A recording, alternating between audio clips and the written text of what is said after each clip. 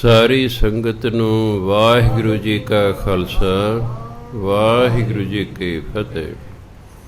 ਸ਼੍ਰੀ ਗੁਰੂ ਗ੍ਰੰਥ ਸਾਹਿਬ ਦੇ ਅੰਗ ਨੰਬਰ 183 ਤੇ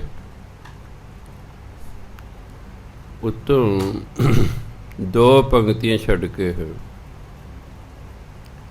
ਗੋੜੀ ਗੁਆਰੇਰੀ ਮਹਿਲਾ ਪੰਜਵਾਂ। ਸਤਿਗੁਰ ਦਰਸ਼ਨ ਅਗਨ ਨਿਵਾਰੀ, ਸਤਿਗੁਰ ਭੇਟਤ ਹਉਮੈ ਮਾਰੀ। ਸਤਿਗੁਰ ਸੰਗ ਨਾਹੀ ਮਨ ਡੋਲੈ, ਅੰਮ੍ਰਿਤ ਬਾਣੀ ਗੁਰਮੁਖ ਬੋਲੈ। ਸਤਿਗੁਰ ਦਰਸ਼ਨ ਅਗਨ ਨਿਵਾਰੀ। ਅੱਗ, ਅਗਨ ਅੱਗ ਕਾਹਦੀ? ਤ੍ਰਿਸ਼ਨਾਵਾਂ ਦੀ। ਗੁਰੂ ਦੇ ਦਰਸ਼ਨਾਂ ਦੇ ਨਾਲ ਜਿਹੜੇ ਅੰਦਰ ਤ੍ਰਿਸ਼ਨਾਵਾਂ ਦੀ ਅੱਗ ਸੀ ਨਾ, ਨਿਵਾਰੀ ਦੇ ਦੂਰ ਹੋ ਗਈ। ਅੰਦਰ ਤ੍ਰਿਸ਼ਨਾਵਾਂ ਦੀ ਅੱਗ ਸੀ, ਉਹ ਖਤਮ ਹੋ ਗਈ। ਭਾਵ ਤ੍ਰਿਸ਼ਨਾ ਹੀ ਖਤਮ ਹੋ ਗਈ।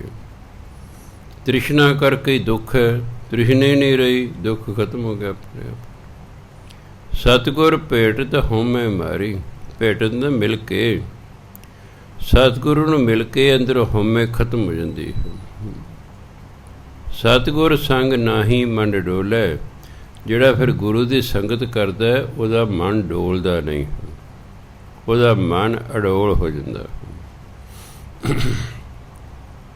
ਕਿਉਂ? ਜਿਹੋ ਜਿਹੇ ਦੇ ਕੋਲ ਰਹੀਏ ਅਸੀਂ, ਹੌਲੀ ਹੌਲੀ ਫਿਰ ਅਸੀਂ ਉਹੇ ਜਿਹੇ ਨੇ। ਗੁਰੂ ਮਹਾਰਾਜ ਹਮੇਸ਼ਾ ਅਡੋਲ ਰਹਿੰਦੇ ਨੇ। ਦੁੱਖ ਆਓ, ਸੁੱਖ ਆਓ, ਖੁਸ਼ੀ ਆਓ, ਗਮੀ ਆਓ, ਕੋਈ ਨਿੰਦਿਆ ਕਰੋ, ਵਡਿਆਈ ਕਰੋ, ਅਡੋਲ ਚਿੱਤ ਰਹਿੰਦੇ ਨੇ। ਸਤਿਗੁਰ ਸੰਗ ਨਾਹੀ ਮਨ ਡੋਲੈ। ਗੁਰੂ ਦੀ ਸੰਗਤ ਕਰਕੇ ਮਨ ਡੋਲਦਾ ਨਹੀਂ ਹੈ। ਅੰਮ੍ਰਿਤ ਬਾਣੀ ਗੁਰਮੁਖ ਬੋਲੇ। ਫਿਰ ਮਨੁੱਖ ਗੁਰਮੁਖ ਬਣ ਜਾਂਦਾ ਹੈ। ਫਿਰ ਇਸੇ ਅੰਮ੍ਰਿਤ ਬਾਣੀ ਦਾ ਉਚਾਰਨ ਕਰਦਾ ਹੈ। ਇਸੇ ਬਾਣੀ ਦਾ ਫਿਰ ਉਚਾਰਨ ਕਰਦਾ। ਸਭ ਜਗ ਸਾਚਾ ਜਾਂ ਸੱਚ ਮਹਿਰਾਤੇ, ਸੀਤਲ ਸ਼ਾਂਤ ਗੁਰ ਤੇ ਪ੍ਰਭ ਜਾਤੇ। ਸਭ ਜਗ ਸਾਚਾ ਜਾਂ ਸੱਚ ਮਹਿਰਾਤੇ। ਜਦੋਂ ਮਨੁੱਖ ਪਰਮਾਤਮਾ ਦੇ ਵਿੱਚ ਰਚ ਮਿਚ ਜਾਂਦਾ, ਪਰਮਾਤਮਾ ਦੇ ਪਿਆਰ 'ਚ ਰੰਗਿਆ ਜਾਂਦਾ ਹੈ, ਸਭ ਜਗ ਸੱਚ, ਉਹਨੂੰ ਸਾਰਾ ਸੰਸਾਰ ਹੀ ਰੱਬ ਰੂਪ ਦਿਸਦਾ ਹੈ। ਹੁਣ ਤਾਂ ਝੂਠਾ ਸੰਸਾਰ ਦਿਸਦਾ, ਉਦੋਂ ਫਿਰ ਸਭ ਕੁਝ ਸੱਚਾ ਦਿਸਦਾ ਹੈ। ਅਸਲ ਸੰਸਾਰ ਕੀ ਹੈ? ਜੋ ਅਸੀਂ ਅੰਦਰੋਂ ਹਾਂ, ਜੋ ਅਸੀਂ ਅੰਦਰੋਂ ਹਾਂ, ਉਸ ਤਰ੍ਹਾਂ ਦਾ ਸਾਨੂੰ ਸੰਸਾਰ ਦਿਸਦਾ। ਕਹਾਵਤ ਹੈ, ਚੋਰ ਨੂੰ ਸਾਰੇ ਚੋਰ ਹੀ ਦਿਸਦੇ ਨੇ। ਕਹਾਵਤ ਹੈ ਵੀ ਚੋਰ ਨੂੰ ਸਾਰੇ ਚੋਰ ਹੀ ਦਿਸਦੇ ਨੇ, ਅਤੇ ਸਾਧ ਨੂੰ ਸਾਰੇ ਸਾਧ ਹੀ ਦਿਸਦੇ ਨੇ। ਜਿਹੋ ਜਿਹੇ ਸਾਡੇ ਆਪਣੇ ਵਿਚਾਰ ਦੇ, ਉਹਦੇ ਅਨੁਸਾਰ ਸਾਨੂੰ ਸੰਸਾਰ ਦਿਸਣ ਲੱਗ ਜਾਂਦਾ। ਜੇ ਬੱਚੇ ਨੂੰ ਰਾਤ ਨੂੰ ਸੌਣ ਭੂਤਾਂ ਪ੍ਰੇਤਾਂ ਦੀ ਕਹਾਣੀ ਸੁਣਾ ਦਿਓ, ਉਹਦਾ ਮਨ ਕੀ ਕਰਦਾ? ਭੂਤ ਪ੍ਰੇਤ ਲਿਆ ਕੇ ਉਹਦੇ ਸਾਹਮਣੇ ਖੜੇ ਕਰ ਦਿੰਦਾ। ਉਹ ਡਰ ਜਾਂਦਾ। ਕਿਉਂ? ਜੋ ਉਹਨੇ ਭੂਤਾ ਪ੍ਰੇਤ ਦੀ ਕਹਾਣੀ ਬਾਪੂ ਬੇਬੇ ਤੋਂ ਸੁਣੀ, ਉਹ ਡਰ ਗਿਆ। ਉਹਦੇ ਮਨ ਨੇ ਰਾਤ ਨੂੰ ਭੂਤ ਪ੍ਰੇਤ ਲਿਆ ਕੇ ਖੜੇ ਕਰਤੇ। ਉਹ ਵਿਚਾਰਾ ਡਰ ਜਾਂਦਾ। ਇਸ ਲਈ ਕਹਿੰਦੇ ਛੋਟੇ ਬੱਚੇ ਨੂੰ ਕਦੇ ਡਰਾਉਣੀਆਂ ਕਹਾਣੀਆਂ ਨਹੀਂ ਸੁਣਾਈ ਦੀ, ਕਿਉਂਕਿ ਉਹ ਸਮਝਦਾ ਵੀ ਹਾਂ ਇਸ ਤਰ੍ਹਾਂ ਹੀ ਹੁੰਦਾ। ਉਹਦਾ ਮਨ ਉਸੇ ਤਰ੍ਹਾਂ ਦਾ ਹੀ ਬਣਾਉਂਦਾ। ਇਸ ਕਰਕੇ ਜਿਹੋ ਜਿਹਾ ਸਾਡਾ ਮਨ ਹੁੰਦਾ, ਫਿਰ ਸਾਨੂੰ ਸੰਸਾਰ ਵੀ ਉਹੋ ਜਿਹਾ ਹੀ ਦਿਸਦਾ ਹੈ। ਤਾਂ ਕਹਿੰਦੇ ਨੇ ਵੀ ਜਿਹੜਾ ਸੱਚ 'ਚ ਰੰਗਿਆ ਗਿਆ, ਉਹਦੇ ਲਈ ਸਾਰਾ ਸੰਸਾਰ ਹੀ ਸੱਚ ਰੂਪ ਹੈ। ਸੀਤਲ ਸ਼ਾਂਤ ਗੁਰ ਤੇ ਪ੍ਰਭ ਜਾਤੇ। ਉਹਦਾ ਮਨ ਠੰਡਾ ਠਾਰ ਹੋ ਜਾਂਦਾ ਹੈ, ਉਹਦਾ ਮਨ ਸ਼ਾਂਤ ਹੋ ਜਾਂਦਾ ਹੈ, ਅਤੇ ਗੁਰੂ ਦੇ ਰਾਹੀਂ ਉਹ ਪਰਮਾਤਮਾ ਨੂੰ ਜਾਣ ਲੈਂਦਾ ਹੈ। ਗੁਰ ਤੇ ਪ੍ਰਭ ਜਾਤੇ, ਗੁਰੂ ਦੇ ਰਾਹੀਂ ਪਰਮਾਤਮਾ ਨੂੰ ਜਾਣ ਲੈਂਦਾ ਹੈ। ਰਹਾ ਸੰਤ ਪ੍ਰਸਾਦ ਜਪੈ ਹਰ ਨਾਉ, ਸੰਤ ਪ੍ਰਸਾਦ ਹਰ ਕੀਰਤਨ ਗਾਓ। ਸੰਤ ਪ੍ਰਸਾਦ ਸਗਲ ਦੁੱਖ ਮਿਟੇ, ਸੰਤ ਪ੍ਰਸਾਦ ਬੰਧਨ ਤੇ ਛੁਟੇ। ਇਹ ਗੁਰੂ ਦੀ ਕਿਰਪਾ ਨਾਲ ਜਾਂ ਸੰਤਾਂ ਦੀ ਕਿਰਪਾ ਨਾਲ ਮਨੁੱਖ ਹਰੀ ਦਾ ਨਾਮ ਜਪਦਾ ਹੈ। ਜਪਦਾ। ਸੰਤ ਪ੍ਰਸਾਦ ਹਰ ਕੀਰਤਨ ਗਾਓ। ਸੰਤਾਂ ਦੀ ਕਿਰਪਾ ਨਾਲ ਮਨੁੱਖ ਪਰਮਾਤਮਾ ਦੀ ਸਿਫਤ ਸਲਾਹ ਗਾਉਂਦਾ ਹੈ, ਸਿਫਤ ਸਲਾਹ ਕਰਦਾ ਹੈ। ਸੰਤ ਪ੍ਰਸਾਦ ਸਗਲ ਦੁੱਖ ਮਿਟੇ। ਸੰਤਾਂ ਦੀ ਕਿਰਪਾ ਨਾਲ ਸਾਰੇ ਦੁੱਖ ਖਤਮ ਹੋ ਜਾਂਦੇ ਹਨ। ਸੰਤ ਪ੍ਰਸਾਦ ਬੰਧਨ ਤੇ ਛੁਟੇ। ਸੰਤਾਂ ਦੀ ਕਿਰਪਾ ਨਾਲ ਜੇ ਮੋਹ ਮਾਇਆ ਦੇ ਬੰਧਨ ਨੇ, ਇਹਨਾਂ ਤੋਂ ਮਨੁੱਖ ਦਾ ਛੁਟਕਾਰਾ ਹੋ ਜਾਂਦਾ। ਸੰਤ ਕਿਰਪਾ ਤੇ ਮਿਟੇ ਮੋਹ ਭਰਮ। ਸਾਧ ਰੇਨ ਮੱਜਨ ਸਭ ਧਰਮ। ਸਾਧ ਕਿਰਪਾਲ ਦਿਆਲ ਗੋਬਿੰਦ। ਸਾਧਾ ਮੈਂ ਇਹ ਹਮਰੀ ਜਿੰਦ। ਸੰਤ ਕਿਰਪਾ ਤੇ ਮਿਟੇ ਮੋਹ ਭਰਮ। ਸੰਤਾਂ ਦੀ ਕਿਰਪਾ ਨਾਲ ਅੰਦਰੋਂ ਮੋਹ ਅਤੇ ਭਰਮ ਖਤਮ ਹੋ ਜਾਂਦੇ ਹਨ। ਸਾਧ ਰੇਨ, ਸਾਧੂਆਂ ਦੀ ਜਿਹੜੀ ਚਰਨ ਧੂੜ ਹੈ, ਹਿੰਦੀ ਕਿ ਰੇਣੂ, ਹਿੰਦੀ 'ਚ ਨੰਨੇ ਜਾਂ ਅਣਾਣੇ ਨੂੰ ਔਂਕੜ ਹੁੰਦਾ। ਗੁਰਬਾਣੀ ਅਨੁਸਾਰ ਰੇਣ ਇਸਤਰੀ ਲਿੰਗ ਹੈ, ਇਸ ਲਈ ਔਂਕੜ ਨਹੀਂ ਪਾਇਆ, ਖਤਮ ਹੋ ਗਿਆ। ਹਿੰਦੀ ਸ਼ਬਦ ਹੈ ਰੇਣੂ। ਕਈ ਨਾਮ ਰੱਖਿਆ ਰੇਣੂ ਬਾਲਾ, ਅਸਲ ਹਿੰਦੀ 'ਚ ਰੇਣੂ, ਉੱਥੇ ਅਣਾਣੇ ਨੂੰ ਔਂਕੜ ਹੈ।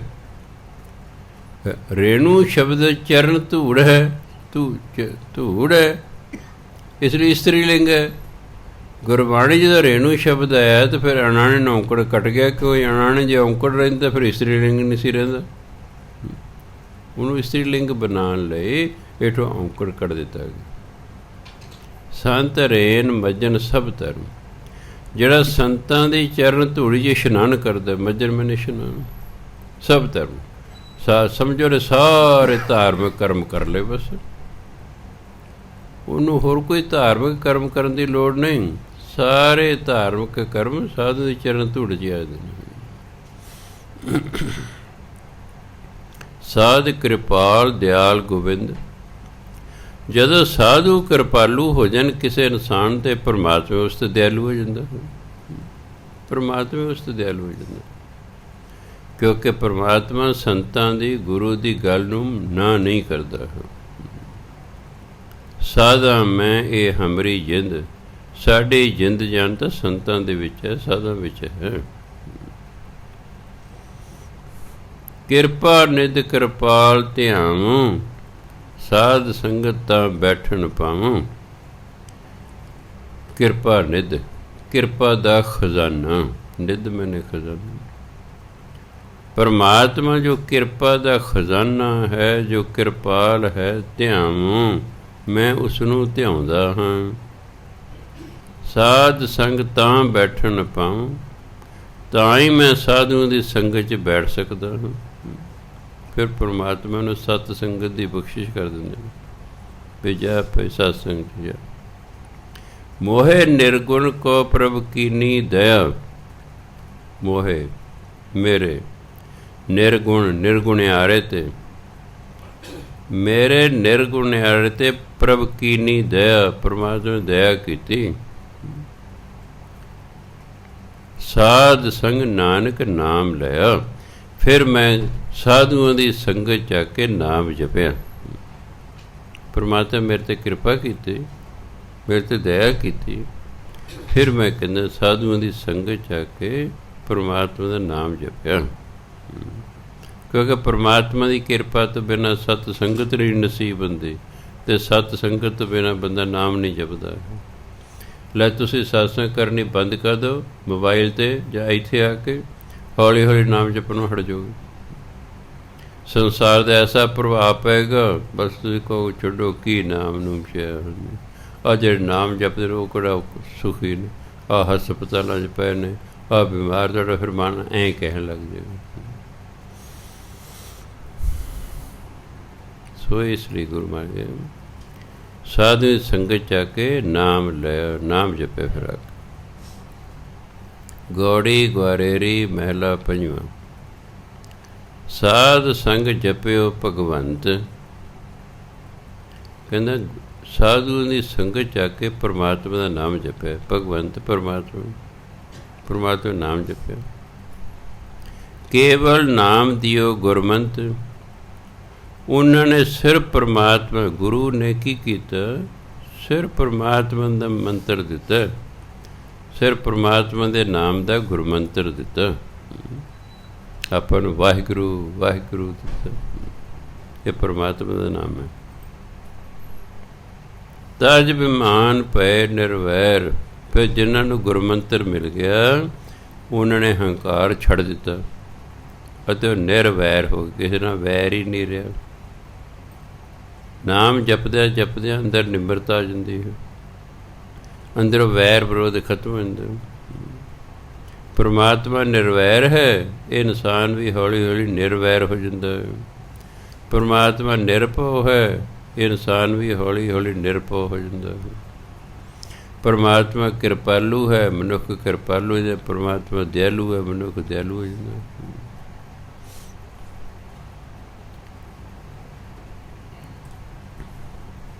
ਆਠ ਪੈਰ ਪੂਜੋ ਗੁਰ ਪੈਰ। ਭਾਈ ਅੱਠੇ ਪੈਰ ਗੁਰੂ ਦੇ ਚਰਨਾਂ ਦੀ ਸੇਵਾ ਕਰੋ। ਅਬ ਮਤ ਬਿਨਸੀ ਦੁਸ਼ਟ ਬਿਗਾਨੀ, ਜਬ ਤੇ ਸੁਨਿਆ ਹਰ ਜਸ ਕਾਨੀ। ਕਾਨੀ ਮੈਨੇ ਕੰਨਾਂ ਨਾਲ, ਜਬ ਤੇ ਸੁਨਿਆ ਹਰ ਜਸ ਕਾਨੀ। ਜਦੋਂ ਦਾ ਕਹਿੰਦੇ ਮੈਂ ਕੰਨਾਂ ਨਾਲ ਪਰਮਾਤਮਾ ਦੀ ਸਿਫਤ ਸਲਾਹ ਹਰੀ ਦਾ ਜਸ ਸੁਣਿਆ, ਅਬ ਮਤ ਬਿਨਸੀ ਦੁਸ਼ਟ ਬਿਗਾਨੀ। ਜਿਹੜੇ ਮੇਰੇ ਅੰਦਰ ਦੁਸ਼ਟ ਮਤ ਸੀ, ਬਿਗਾਨੀ ਗਿਆਨਹੀਨ ਮਤ ਸੀ, ਉਹ ਖਤਮ ਹੋ ਗਈ। ਮੇਰੇ ਅੰਦਰ ਦੁਸ਼ਟਤਾ ਮਿਟ ਗਈ, ਮੇਰੇ ਅੰਦਰ ਅਗਿਆਨਤਾ ਖਤਮ ਹੋ ਗਈ। ਹਰੀ ਦਾ ਜਸ ਜਦੋਂ ਮੈਂ ਕੰਨਾਂ ਨਾਲ ਕਹਿੰਦੇ ਸੁਣਿਆ, ਪਰਿਵਰਤਨ ਆਉਣਾ ਸ਼ੁਰੂ ਹੋ ਜਾਂਦਾ ਜ਼ਿੰਦਗੀ 'ਚ।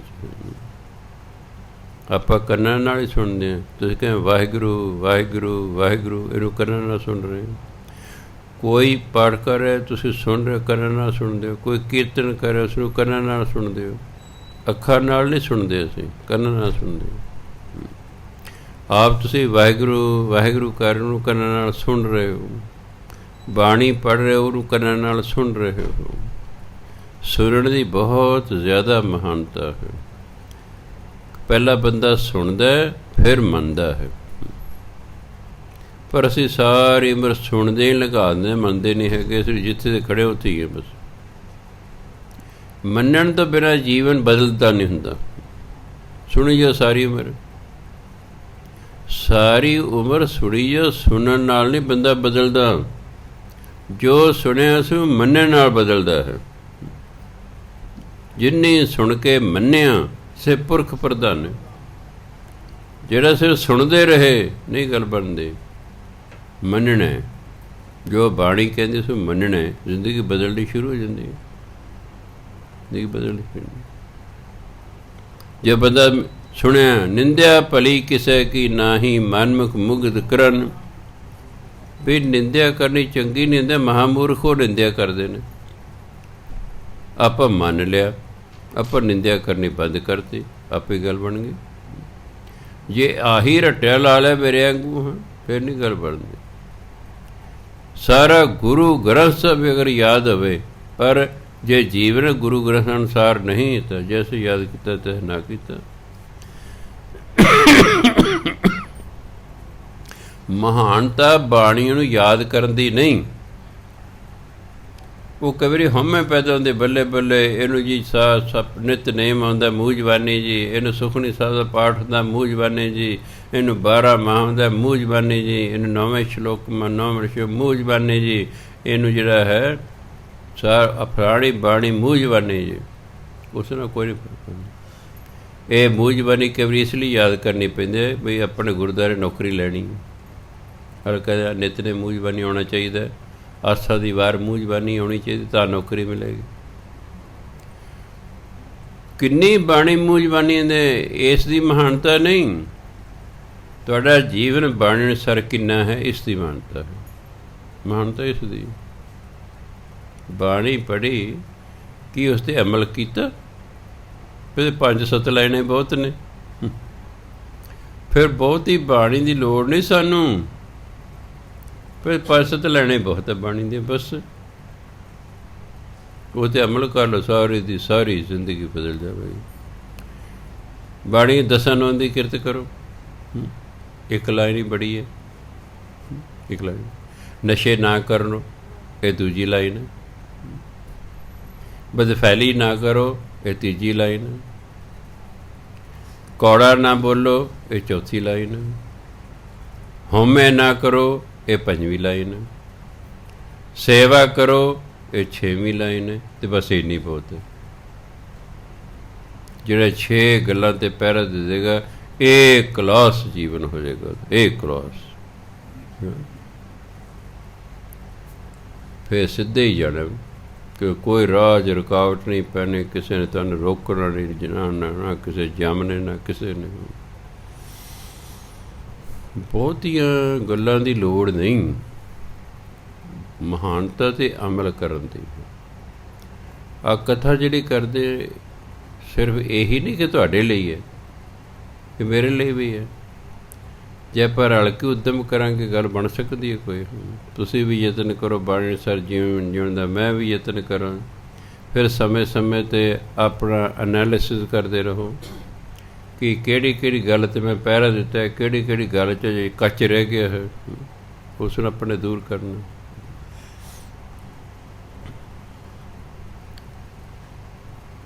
ਕਿਉਂਕਿ ਮੈਂ ਦੇਖਿਆ ਸਭ ਤੋਂ ਵੱਧ ਨੁਕਸਾਨ 3 ਗੱਲਾਂ ਬੰਦੇ ਦਾ ਕਰਦੀਆਂ ਨੇ। ਇੱਕ ਹਰਾਮ ਦੀ ਕਮਾਈ, ਦੂਜਾ ਨਸ਼ੇ, ਤੀਜਾ ਬਦਫੈਲੀ। ਇਹ ਸਭ ਤੋਂ ਵੱਧ ਨੁਕਸਾਨ ਕਰੂ। ਜੇਲਾਂ ਦੀਆਂ ਜੇਲਾਂ ਇਹਨਾਂ 3 ਬੰਦਿਆਂ ਨਾਲ ਭਰੀਆਂ ਹੋਈਆਂ। ਦੂਜੀ ਪ੍ਰਕਾਰ ਦੇ ਲੋਕ ਤਾਂ ਉੱਥੇ ਬਹੁਤ ਘੱਟ ਨੇ। ਇਹ 3 ਪ੍ਰਕਾਰ ਦੇ ਬਹੁਤੇ ਲੋਕ ਜੇਲਾਂ 'ਚ ਨੇ। ਸੋ ਗੁਰੂ ਮਹਾਰਾਜ ਕਿਰਪਾ ਕਰਨ, ਅਸੀਂ ਪਹਿਰਾ ਦੇਣਾ। ਜਦੋਂ ਅਸੀਂ ਸੱਚ 'ਤੇ ਤੁਰਾਂਗੇ, ਅਸੀਂ ਅੰਦਰੋਂ ਬਲਵਾਨ ਹੋ ਜਾਵਾਂਗੇ। ਮੈਂ ਹੈ ਅੰਦਰੋਂ ਮਾੜਾ, ਉਹ ਪੋਚਾ ਪਾਚੀ ਉੱਤੋਂ ਕੀਤੀ ਹੋਈ, ਪਰ ਮੇਰਾ ਮਨ ਤਾਂ ਡਰਦਾ ਰਹੇਗਾ ਨਾ ਕਿ ਕਿਤੇ ਪਤਾ ਨਾ ਲੱਗ ਜਾਏ। ਹਮੇਸ਼ਾ ਮਨ 'ਚ ਡਰ ਰਹੇਗਾ। ਜੇ ਹੈ ਹੀ ਨਹੀਂ, ਮੈਂ ਇਸੇ ਲਈ ਦਰਵਾਜ਼ੇ ਨੂੰ ਸ਼ੀਸ਼ਾ ਲਾ ਰੱਖਿਆ। ਗੁਲ ਖਤਮ। ਕੀ ਛਪਾ ਲਾਂਗਾ ਮੈਂ, ਸ਼ੀਸ਼ਾ ਲੱਗਾ ਦਰਵਾਜ਼ੇ ਨੂੰ, ਬਾਹਰੋਂ ਵੇਖਦੇ ਬਾਬਾ ਜੀ ਲੇਟੇ ਨੇ, ਬੈਠੇ ਨੇ, ਲੱਗਾ ਨਾ ਸ਼ੀਸ਼ਾ। ਕਿ ਦੂਜੇ ਦਰਵਾਜ਼ੇ ਨੂੰ ਵੀ ਲੱਗਾ ਹੋਇਆ। ਉਹਦੇ ਲਾਇਆ ਤਾਂ ਇਸ ਲਈ ਹੈ ਵੀ ਅਰਦਾਸਾ ਕਰਾਉਣ ਵਾਲਾ ਕੋਈ ਹੁੰਦਾ, ਉਹਨੂੰ ਪਤਾ ਲੱਗ ਜਾਏ ਬਾਬਾ ਜੀ ਸੁੱਤੇ ਪਏ ਨੇ, ਜਾਗਦੇ ਨੇ, ਆਪਾਂ ਮਿਲਣਾ ਨਹੀਂ ਮਿਲਣਾ, ਕੀ ਕਰਨਾ, ਸੌਖਾ ਰਹੇ ਥੋੜ੍ਹਾ ਅਗਲੇ ਨੂੰ।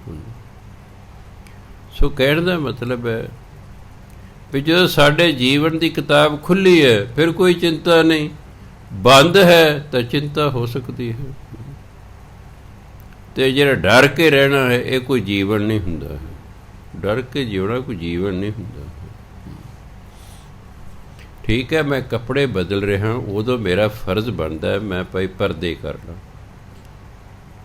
ਆਹ ਕਿ ਮੈਂ ਆਪਣੇ ਕੱਪੜੇ ਚੇਂਜ ਕਰ ਰਿਹਾ, ਰਾਤ ਨੂੰ ਦੂਜੇ ਪਾਉਣੇ ਨੇ, ਅੰਦਰ ਲਾਈਟ ਜਗ ਰਹੀ ਹੈ, ਬਾਹਰ ਗਲੇ 'ਚ ਕੋਈ ਲੰਘ ਰਿਹਾ, 100 ਗੱਲ ਹੈ, ਚੰਗਾ ਨਹੀਂ ਲੱਗਦਾ ਭਾਈ। ਉਸ ਤਰ੍ਹਾਂ ਜਿਹੜਾ ਪਰਦਾ ਕਰਨਾ ਇੱਕ ਹੋਰ ਗੱਲ ਹੈ। ਮਾੜਾ ਕੰਮ ਕਰਨ ਲੱਗੇ ਤੇ ਪਰਦੇ ਕਰਨਾ ਇੱਕ ਹੋਰ ਗੱਲ ਹੈ, ਹੋਰ ਗੱਲ ਹੈ। ਦੇਖੋ ਪਰਦਾ ਜੇ ਅਸੀਂ ਬੈਡਰੂਮ 'ਚ ਇਸ ਲਈ ਪਰਦੇ ਲਾਏ ਹੁੰਦੇ ਨੇ ਵੀ 100 ਅਸੀਂ ਕੱਪੜੇ ਬਦਲ ਲੈਣੇ, ਪਾਉਣੇ ਨੇ, 100 ਗੱਲ ਹੁੰਦੀ ਹੈ। ਉਸ ਤਰ੍ਹਾਂ ਪਰਦਾ ਕਰਨਾ ਹੋਰ ਗੱਲ ਹੁੰਦੀ ਹੈ। ਕੋਈ ਮਾੜਾ ਕੰਮ ਕਰ ਲਈ, ਦੇ ਕਿਵਾੜ ਅਣਕ ਪਰਦੇ ਮੈਂ, ਪਰਦਾਰਾ ਸੰਗ ਫੱਕ ਹੈ, ਚਿੱਤਰ ਗੁਪਜਾ ਲੇਖਾ ਮੰਗੇ, ਕੌਣ ਪੜਦਾ ਤੇਰਾ ਢੱਕ ਹੈ। ਉਦੋਂ ਤੇਰੇ ਪਰਦੇ ਕੌਣ ਢੱਕੇਗਾ। ਦੇਖਣਾ ਤਾਂ ਇਹ ਹੈ। ਕਈ ਵਿਚਾਰੇ ਨੂੰ ਪਤਾ ਨਹੀਂ ਹੁੰਦਾ, ਸਿੱਧੇ ਮੇਰੇ ਬੈਡਰੂਮ ਵਿੱਚ ਆ ਜਾਂਦੇ ਪਏ। ਮੈਂ ਯਾਰ ਕਮਾਲ ਹੈ, ਤੁਹਾਡੀ ਇੰਨੀ ਅਕਲ ਨਹੀਂ। ਡਰਾਇੰਗ ਰੂਮ 'ਚ ਕਿਸੇ ਦੇ ਆਉਣਾ ਹੋਰ ਗੱਲ ਹੁੰਦੀ ਹੈ, ਬੈਡਰੂਮ 'ਚ ਮੈਂ ਹੁਸੇ ਕੱਪੜੇ ਚੇਂਜ ਕਰਾਂ, 100 ਗੱਲ। ਵੀ ਤੁਸੀਂ ਕੋਈ ਆਵਾਜ਼ ਨਹੀਂ ਮਾਰੀ, ਕੋਈ ਸਿੱਧੇ ਹੀ ਆ ਗਿਆ। ਇੱਕ ਦਿਨ ਮੈਂ ਝਿੜਕੀ ਦਿੱਤਾ ਸੀ, ਮੈਂ ਕਿਹਾ ਯਾਰ ਅਸੀਂ ਕਾਹਦੇ ਪੜ੍ਹੇ ਲਿਖੇ ਹਾਂ, ਸਾਨੂੰ ਇੰਨੀ ਨਹੀਂ ਅਕਲ ਕਿ ਅਸੀਂ ਕਿਸੇ ਦੇ ਬੈਡਰੂਮ 'ਚ ਜਾ ਰਿਹਾ ਪਹਿਲਾਂ ਆਵਾਜ਼ ਮਾਰ ਲਈ, ਬਾਬਾ ਜੀ ਘਰ ਹੀ ਹੋ, ਅੰਦਰ ਆ ਜਾਈਏ ਨਾ ਹੀ ਕਿਹਾ। ਡਰਾਇੰਗ ਰੂਮ 'ਚ ਆਉਣਾ ਇੱਕ ਹੋਰ ਗੱਲ ਹੁੰਦੀ ਹੈ, ਕਿਤੇ ਬੈਡਰੂਮ 'ਚ ਜਾਣਾ ਔਰ ਬਿਨਾਂ ਆਵਾਜ਼ ਦਿੱਤੇ ਜਾਣਾ, ਇਹ ਕੋਈ ਅਕਲਮੰਦੀ ਨਹੀਂ।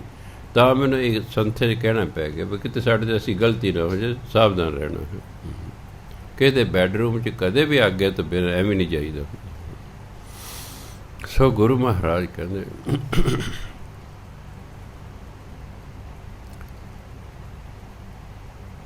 ਸਾਧ ਸੰਗ ਜਪਿਓ ਅੱਛਾ ਜਬ ਤੇ ਸੁਨਿਆ ਹਰ ਜਸ ਕਾਨੀ ਅਬ ਬਿਨਸੀ ਦੁਸ਼ਟ ਅਬ ਮਤ ਬਿਨਸੀ ਦੁਸ਼ਟ ਬਗਨ। ਜਦੋਂ ਦੇ ਕੰਨਾਂ ਨਾਲ ਹਰੀ ਜਸ ਸੁਣਿਆ ਮੇਰੇ ਅੰਦਰ ਬੇਗਿਆਨੀ ਬੇਗਾਨੀ ਵੀ ਇੱਕ ਤਾਂ ਬੇਗਾਨੀ ਹੁੰਦਾ, ਦੂਸਰੀ ਇਹ ਬੇਗਿਆਨੀ ਅਗਿਆਨੀਆਂ ਵਾਲੀ ਜਿਹੜੀ ਭੈੜੀ ਮੱਤ ਸੀ ਉਹ ਅੰਦਰੋਂ ਖਤਮ ਹੋ ਗਈ। ਸਹਿਜ ਸੁਖ ਆਨੰਦ ਨਿਧਾਨ ਰਾਖਨ ਹਾਰ ਰੱਖ ਲੀਏ ਨਿਦਾਨ। ਨਿਦਾਨ ਹੁੰਦਾ ਅੰਤ ਨੂੰ। ਸਹਿਜ ਸੁਖ ਆਨੰਦ ਨਿਧਾਨ ਰਾਖਨ ਹਾਰ ਰੱਖ ਲੀਏ ਨਿਦਾਨ। ਰੱਖਣ ਹਾਰ ਕਿਹੜਾ? ਪਰਮਾਤਮਾ। ਨਿਦਾਨ ਅੰਤ ਨੂੰ। ਪਰਮਾਤਮਾ ਨੇ ਅੰਤ ਨੂੰ ਸਾਡੀ ਰੱਖਿਆ ਕੀਤੀ ਤੇ ਮਿਲਿਆ ਫਿਰ ਕੀ? ਸਹਿਜ ਸੁਖ। ਸਹਿਜੀ ਸੁੱਖ ਦੀ ਪ੍ਰਾਪਤੀ ਹੋ ਗਈ, ਆਨੰਦ ਦੀ ਪ੍ਰਾਪਤੀ ਹੋ ਗਈ, ਨਿਧਾਨ ਸਾਰੇ ਸੁੱਖਾਂ ਦਾ ਖਜ਼ਾਨੇ ਪ੍ਰਾਪਤ ਹੋ ਗਏ। ਦੁੱਖ ਦਰਦ ਬਿਨਸੇ ਭੈ ਭਰਮ ਆਵਣ ਜਾਨ ਰੱਖੇ ਕਰ ਕਰਮ। ਕਰਮ ਦੇ ਬਖਸ਼ਿਸ਼ ਪਰਮਾਤਮਾ ਨੇ ਬਖਸ਼ਿਸ਼ ਕਰਕੇ ਸਾਡਾ ਜੰਮਣ ਮਰਨ ਹੀ ਖਤਮ ਕਰਤਾ। ਆਵਣ ਜਾਨ ਸਾਡਾ ਜੰਮਣ ਮਰਨ ਹੀ ਪਰਮਾਤਮਾ ਨੇ ਕਿਰਪਾ ਕਰ ਖਤਮ ਕਰਤਾ। ਸਾਰੇ ਦੁੱਖ ਸਾਰੇ ਦਰਦ ਸਾਰੇ ਭੈ ਸਾਰੇ ਭਰਮ ਬਿਨਸੇ ਖਤਮ ਹੋ ਗਏ। ਨਾ ਕੋਈ ਦੁੱਖ ਨਾ ਦਰਦ ਨਾ ਭੈ ਨਾ ਭਰਮ, ਸਭ ਖਤਮ ਹੋ ਗਏ। ਨਾ ਹੁਣ ਜੰਮਣ ਮਰਨ ਦਾ ਚੱਕਰ। ਪਰਮਾਤਮਾ ਨੇ ਕਿਰਪਾ ਕਰਤੇ, ਕਰਮ ਬਖਸ਼ਿਸ਼ ਕਿਰਪਾ। ਵੇਖੈ ਬੋਲੇ ਸੁਣੈ ਸਭ ਆਪ। ਪਰਮਾਤਮਾ ਸਾਡੇ ਵਿੱਚ ਬੈਠਾ ਹੀ ਸਾਨੂੰ ਵੇਖ ਰਿਹਾ, ਬੋਲੇ ਸਾਡੇ ਵਿੱਚ ਬੈਠਾ ਹੀ ਬੋਲ ਰਿਹਾ ਹੈ, ਸੁਣੇ ਸਾਡੇ ਵਿੱਚ ਬੈਠਾ ਹੀ ਉਹ ਸੁਣ ਰਿਹਾ ਹੈ। ਸਭ ਆਪ ਹੀ ਆ। ਬੋਲਣ ਵਾਲਾ ਵੀ ਉਹੀ, ਸੁਣਨ ਵਾਲਾ ਵੀ ਉਹੀ, ਦੇਖਣ ਵਾਲਾ ਵੀ ਉਹੀ। ਕਿਉਂਕਿ ਅਸੀਂ ਰੱਬ ਰੂਪ ਹਾਂ। ਅਜੇ ਰੱਬ ਰੂਪ ਹਾਂ, ਰੱਬ ਨਹੀਂ ਹਾਂ, ਰੱਬ ਰੂਪ ਹਾਂ। ਜਦੋਂ ਭਜਨ ਬੰਦਗੀ ਕਰਦਿਆਂ ਕਰਦਿਆਂ ਪਰਮਾਤਮਾ ਦੀ ਪ੍ਰਾਪਤੀ ਕਰ ਲਈ, ਫਿਰ ਉਹਦੇ ਹੀ ਰੂਪ, ਫਿਰ ਉਹੀ ਹੈ। ਤੋਹੀ ਮੋਹੀ ਮੋਹੀ ਤੋਹੀ ਅੰਤਰ ਕਸ। ਫਿਰ ਦੋਨਾਂ 'ਚ ਕੋਈ ਫਰਕ ਨਹੀਂ ਰਹਿੰਦਾ। ਸਦਾ ਸੰਗ ਤਾਕੋ ਮਨ ਜਪ। ਹੈ ਮਨ, ਉਹਨੂੰ ਸਦਾ ਨਾਲ ਸਮਝ ਕੇ ਨਾ ਉਹਦਾ ਨਾਮ ਜਪ, ਉਹਨੂੰ ਦੂਰ ਨਾ ਸਮਝ। ਸਦਾ ਸੰਗ, ਉਹ ਤਾਂ ਸਾਡਾ ਸਦਾ ਹੀ ਸੰਗੀ ਹੈ। ਤਾਕੋ ਮਨ ਜਪ ਹੈ ਮਨਾ, ਉਸਦਾ ਜਾਪ ਕਰ। ਸੰਤ ਪ੍ਰਸਾਦ ਭਇਓ ਪ੍ਰਗਾਸ। ਫਿਰ ਗੁਰੂ ਦੀ ਕਿਰਪਾ ਹੋ ਜਾਏਗੀ, ਤੇਰੇ ਅੰਦਰ ਗਿਆਨ ਦਾ ਪ੍ਰਕਾਸ਼ ਹੋ ਜਾਏਗਾ। ਜਦ ਤੂੰ ਪਰਮਾਤਮਾ ਦਾ ਨਾਮ ਜਪੇਗਾ ਨਾ, ਪਰਮਾਤਮਾ ਨੂੰ ਅੰਗ ਸੰਗ ਸਮਝ ਕੇ ਉਹਦਾ ਨਾਮ ਜਪੇਗਾ। ਜਦੋਂ ਅੰਗ ਸਮਝਾਂਗੇ ਫਿਰ ਵਾਹਿਗੁਰੂ ਵਾਹਿਗੁਰੂ ਰੱਬ ਨੂੰ ਸੁਣਾਵਾਂਗੇ। ਅਤੇ ਜਦੋਂ ਅਸੀਂ ਕਿਸੇ ਨੂੰ ਸੁਣਾ ਰਹੇ ਹਾਂ, ਅਸੀਂ ਸਾਵਧਾਨ ਹੁੰਦੇ ਹਾਂ। ਮੈਂ ਕਥਾ ਕਰ, ਮੈਂ ਨਹੀਂ ਬੇਧਿਆਨ ਨਾ ਹੋ ਸਕਦਾ। ਤੁਸੀਂ ਬਾਜ਼ਾਰ ਜਾ ਸਕਦੇ ਬੈਠੇ ਬੈਠੇ ਤੁਸੀਂ ਬੇਧਿਆਨ ਹੋ ਸਕਦੇ ਹੋ, ਮੈਂ ਨਹੀਂ ਬੇਧਿਆਨ ਹੋ ਸਕਦਾ। ਕਿਉਂ? ਤੁਸੀਂ ਸੁਣ ਰਹੇ ਹੋ, ਤੁਸੀਂ ਚੁੱਪ ਹੋ, ਤੁਹਾਨੂੰ ਮੈਂ ਨਹੀਂ ਸੁਣ ਰਿਹਾ, ਇਸ ਲਈ ਤੁਸੀਂ ਬੇਧਿਆਨੇ ਹੋ ਸਕਦੇ ਹੋ। ਪਰ ਤੁਸੀਂ ਮੈਨੂੰ ਸੁਣ ਰਹੇ ਹੋ, ਇਸ ਲਈ ਮੈਂ ਸਾਵਧਾਨ ਹਾਂ। ਜਦੋਂ ਕੋਈ ਸਾਨੂੰ ਸੁਣ ਰਿਹਾ ਹੋਵੇ, ਅਸੀਂ ਸਾਵਧਾਨ ਹੋ ਜਾਣਾ। ਪਹਿਲਾਂ ਬੈਠੇ ਐ ਗੋਡੇ ਜਿਹੇ ਇਕੱਠੇ ਕਰਕੇ ਐਂ ਰੌਲਾ, ਮੈਂ ਤਾਂ ਮੱਥਾ ਟੇਕਣ ਚੱਲਿਆ, ਫਿਰ ਐਂ ਹੋ ਜਾਂਦੇ ਸਾਵਧਾਨ ਹੋ ਗਏ ਨਾ। ਸੋ ਹਾਂ, ਦੇਖਣ ਵਾਲਾ ਆ ਗਿਆ, ਇਹਦਾ ਕੀ ਪਤਾ ਕਿ ਛੁੱਟੀ ਪਾਈ ਜਾਓ। ਜਿੰਨਾ ਚਿਰ ਡਰ ਨਹੀਂ ਨਾ, ਉਹਨਾਂ ਚਿਰ ਨਹੀਂ ਗੱਲ ਬਣਿਆ ਕਰਦੇ। ਕੋਈ ਦੇਖ ਰਿਹਾ ਤਾਂ ਮੈਂ ਡਰ ਹੈ ਨਾ, ਫਿਰ ਹਾਂ ਕੋਈ ਸੁਣ ਰਿਹਾ ਤਾਂ ਮੈਂ ਡਰ ਹੈ ਨਾ। ਇਹ ਬੰਦਾ ਡਰ ਤੋਂ ਬਿਨਾਂ ਨਹੀਂ ਠੀਕ ਹੁੰਦਾ।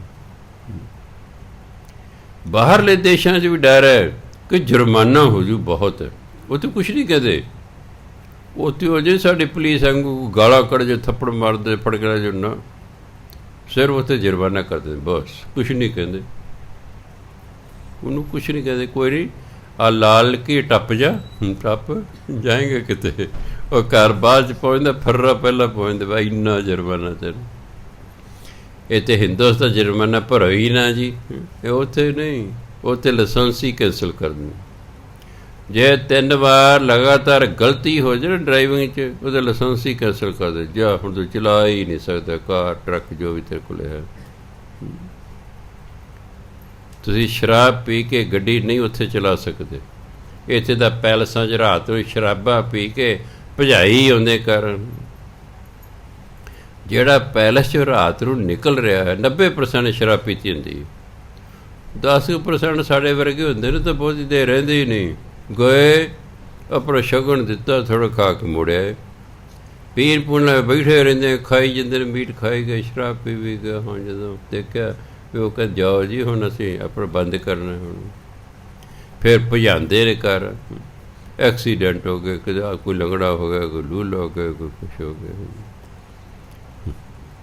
ਇੱਕ ਦੀ ਘਰ ਵਾਲੀ ਪੁੱਛਦੀ, ਬਾਬਾ ਜੀ ਮੇਰੇ ਘਰ ਵਾਲੇ ਨਾ ਜੀ ਉਹਨਾਂ ਨੇ ਮੁਕੱਦਮਾ ਚਲਾਤਾ। ਮੈਂ ਕਿਉਂ?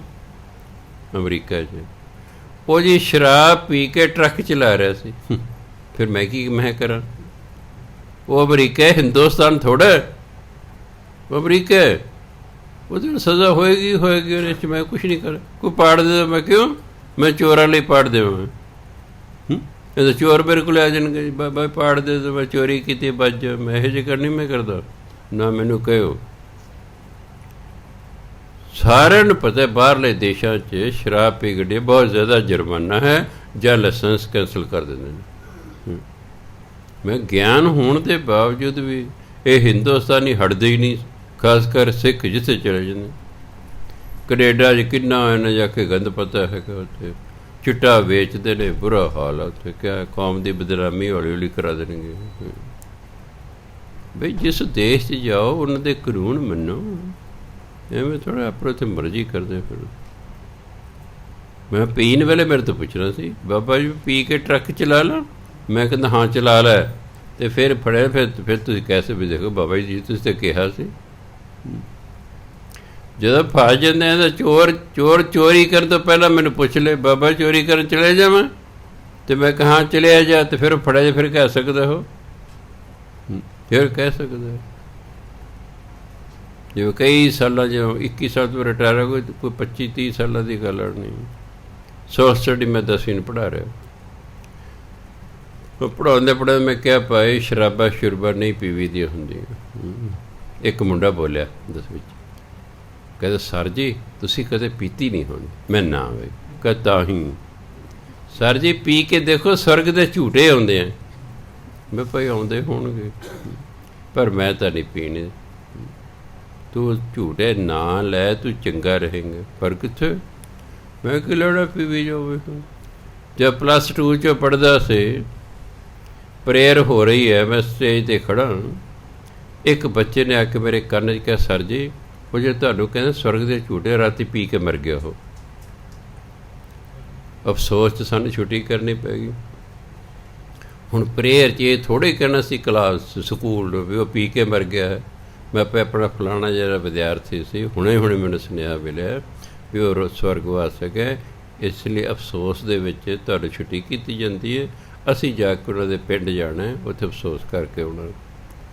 ਮੈਂ ਲੈ ਲਾ ਸਵਰਗ ਦੇ ਝੂਟੇ, 2 ਸਾਲ ਹੀ ਕੱਟਿਆ ਬਾਅਦ 'ਚ। ਸੋ ਇਸ ਲਈ ਜੇ ਸਵਾਦ ਦਿੱਤਾ, ਜਦੋਂ ਗਲਤ ਕੰਮ ਕਰ ਲਓ ਉਦੋਂ ਪਹਿਲਾਂ ਪੁੱਛੋ।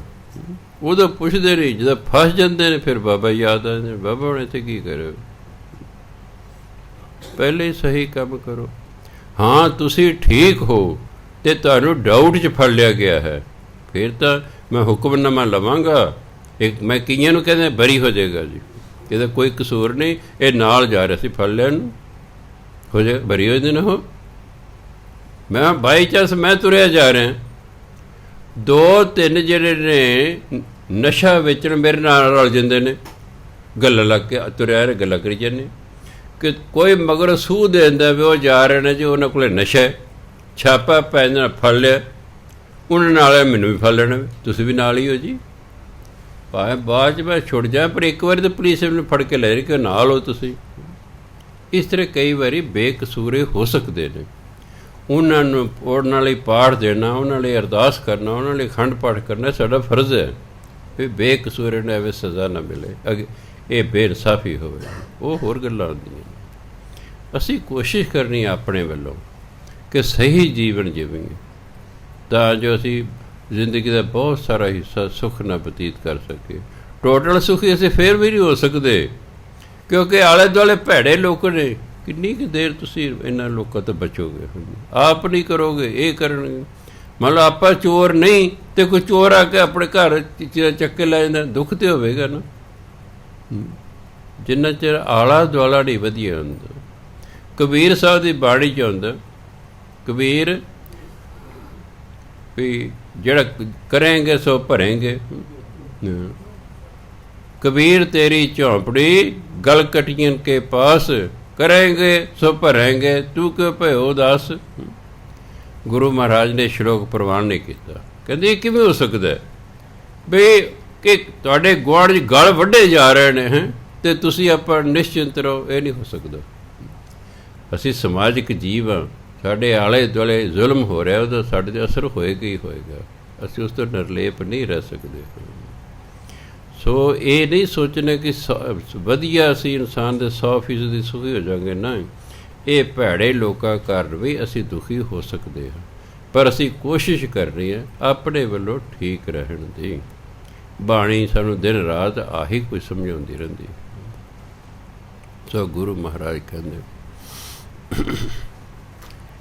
ਕਹਿਤ ਪਵਿੱਤਰ ਸੁਣਤ ਪੁਨੀਤ, ਗੁਣ ਗੋਬਿੰਦ ਗਾਵੇਂ ਨਿਤ ਨੀਤ।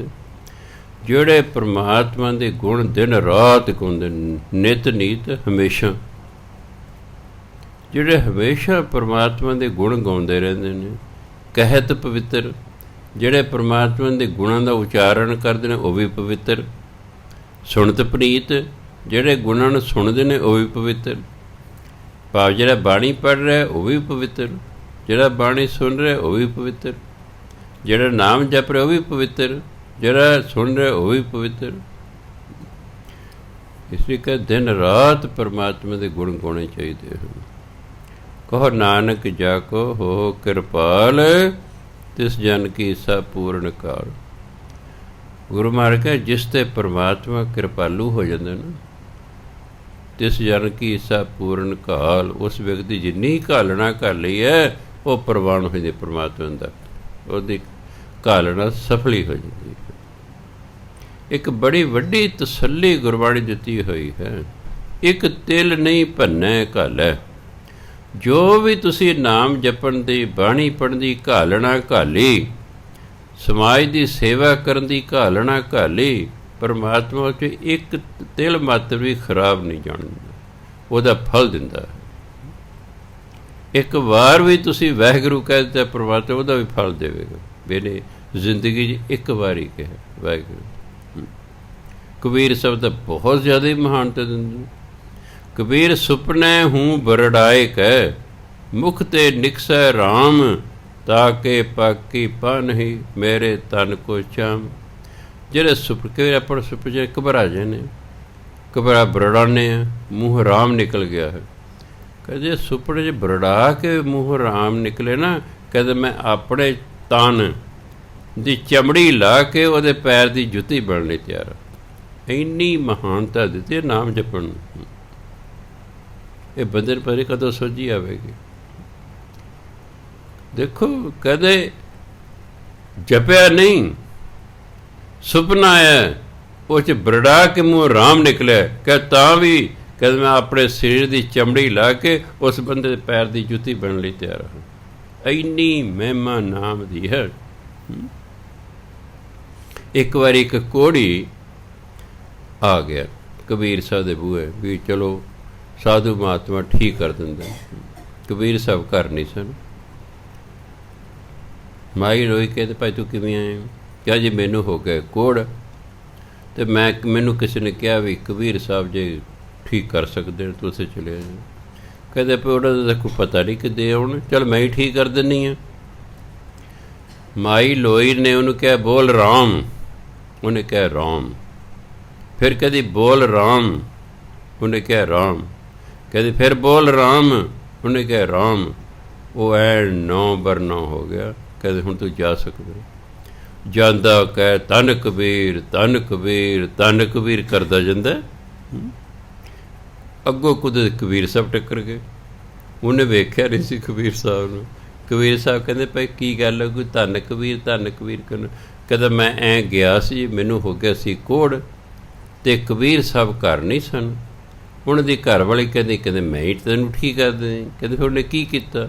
ਕਹਿੰਦੇ ਉਹਨੇ 3 ਵਾਰੀ ਮੇਰੇ ਤੋਂ ਰਾਮ ਰਾਮ ਕਹਿਲਾਇਆ, ਮੈਂ ਠੀਕ ਹੋ ਗਿਆ। ਕਬੀਰ ਸਾਹਿਬ ਘਰ ਆ ਕੇ ਨਾਰਾਜ਼ ਹੋਏ। ਕਹਿੰਦੇ ਕੋਈ ਰਾਮ ਸਸਤਾ? 3 ਵਾਰ ਦੀ ਕੀ ਲੋੜ ਸੀ?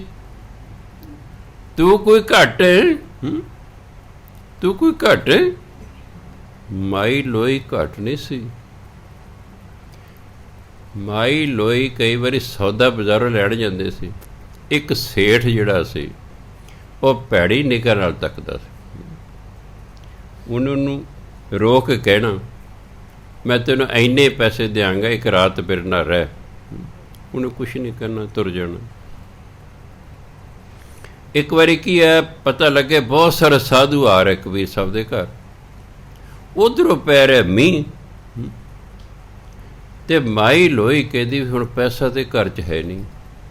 ਉਹ ਫਲਾਣਾ ਦੁਕਾਨਦਾਰ ਮੈਨੂੰ ਜਦ ਮੈਂ ਲੰਘਦੀ ਮੈਨੂੰ ਐਂ ਕਿਹਾ ਕਰਦਾ ਸੀ, ਤੁਸੀਂ ਮੈਨੂੰ ਉਹਦੇ ਬੂਹੇ ਅੱਗੇ ਛੱਡਿਓ, ਮੈਂ ਘੰਟੇ 2 ਘੰਟੇ ਬਾਅਦ ਆ ਜਾਵਾਂਗੀ ਪੈਸੇ ਲੈ ਕੇ ਵਾਪਸ।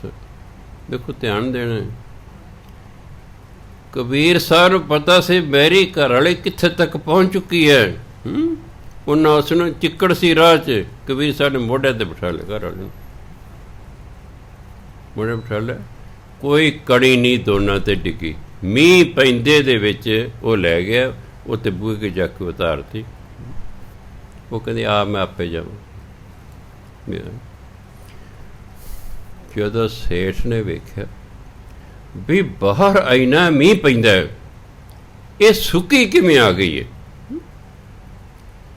ਕਹਿੰਦੇ ਲੋਈ ਤੂੰ ਸੁੱਕੀ ਕਿਵੇਂ ਆ ਗਈ? ਬਾਹਰ ਤੇ ਇੰਨਾ ਮੀਂਹ ਪੈਂਦਾ, ਤੇਰੇ ਇੱਕ ਛਿੱਟ ਨਹੀਂ ਪਈ, ਤੈਨੂੰ ਕੌਣ ਲੈ ਕੇ ਆਇਆ? ਕਹਿੰਦੇ ਮੈਨੂੰ ਭਗਵਾਨ ਲੈ ਕੇ ਆਇਆ। ਉਹ ਧੜਮ ਕਰਕੇ ਸੇਠ ਪੈਰਾਂ 'ਚ ਡਿੱਗ ਪਿਆ। ਕਹਿੰਦੇ ਮਾਤਾ ਮੈਨੂੰ ਮੁਆਫ਼ ਕਰ ਦੇ, ਮੇਰੇ ਤੋਂ ਬਹੁਤ ਭਾਰੀ ਗਲਤੀ, ਮੈਨੂੰ ਮੁਆਫ਼ ਕਰ ਦੇ। ਉਹ ਐਂ ਹੀ ਕਿਹਾ, ਕਹਿੰਦਾ ਰੋਂਦਾ ਰਿਹਾ, ਅਤੇ ਮਾਈ ਲੋਈ ਵਾਪਸ ਘਰ ਆ ਗਈ। ਇੰਨੀ ਪਹੁੰਚੀ ਹੋਈ ਸੀ। ਨਹੀਂ ਤੇ ਕੋਈ ਘਰ ਵਾਲੀ ਆਪਣੇ ਨੂੰ ਆਪ ਲਿਜਾਂਦਾ ਕੋਈ? ਪਤਾ ਸੀ ਕਬੀਰ। ਤਾਂ ਫਿਰ ਕਬੀਰ ਸਾਹਿਬ ਨੇ ਕਿਹਾ ਵੀ ਇੱਕੋ ਵਾਰੀ ਰਾਮ ਬਹੁਤ ਸੀ, ਤੂੰ ਕੋਈ ਘੱਟ ਹੈ? ਕਹਿੰਦੇ ਨਹੀਂ ਜੀ, ਦੇਖੋ ਕੋੜ ਹੋਣ ਦਾ ਕਾਰਨ ਹੁੰਦਾ।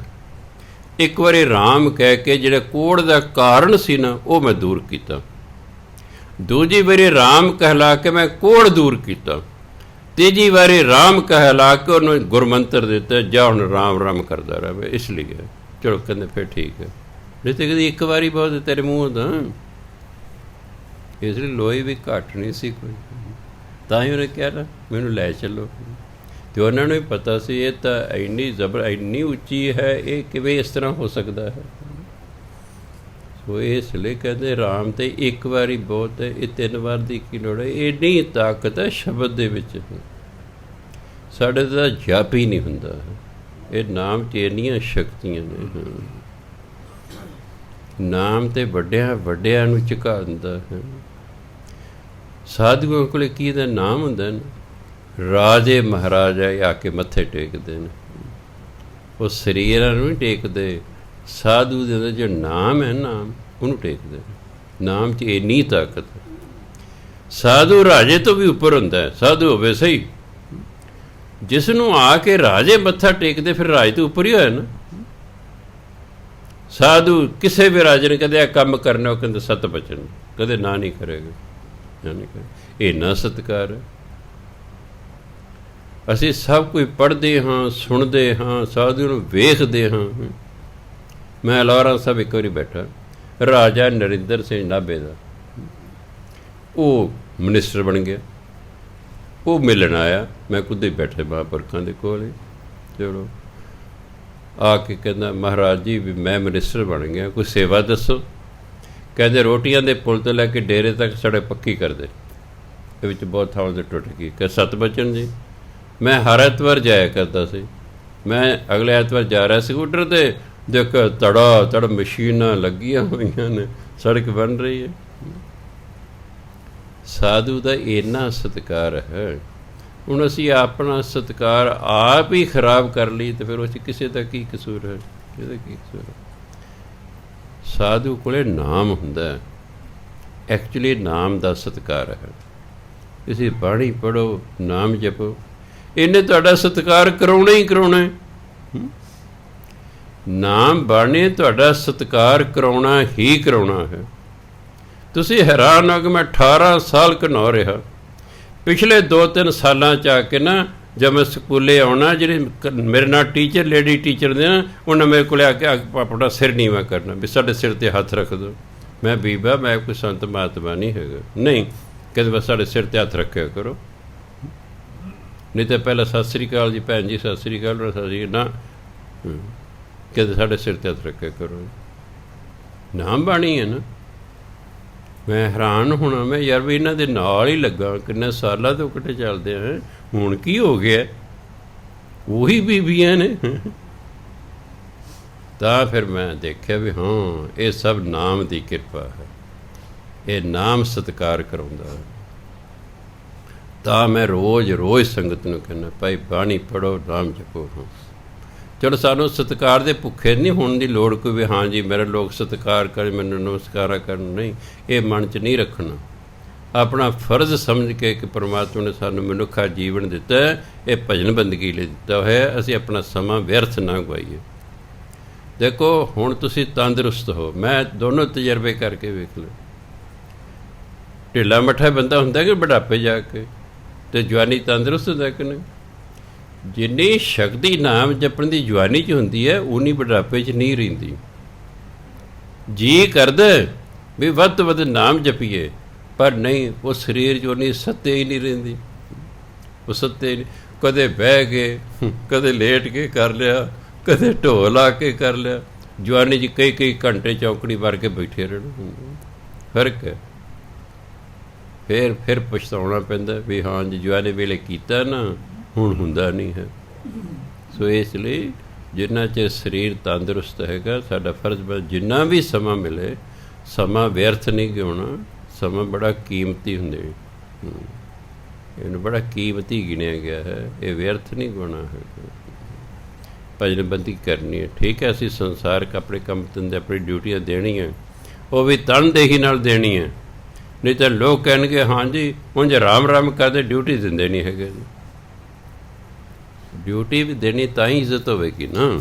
ਜਿਸ ਜੋ ਵੀ ਡਿਊਟੀ ਤੁਹਾਨੂੰ ਮਿਲੀ ਹੈ ਉਹ ਤਨਦੇਹੀ ਨਾਲ ਕਰੋ, ਤਾਂ ਜੋ ਸਾਫ਼ ਪਤਾ ਲੱਗੇ ਵੀ ਧਾਰਮਿਕ ਬੰਦੇ ਦੀ ਡਿਊਟੀ ਅਤੇ ਆਮ ਬੰਦੇ ਦੀ ਡਿਊਟੀ 'ਚ ਕੀ ਫਰਕ ਹੈ।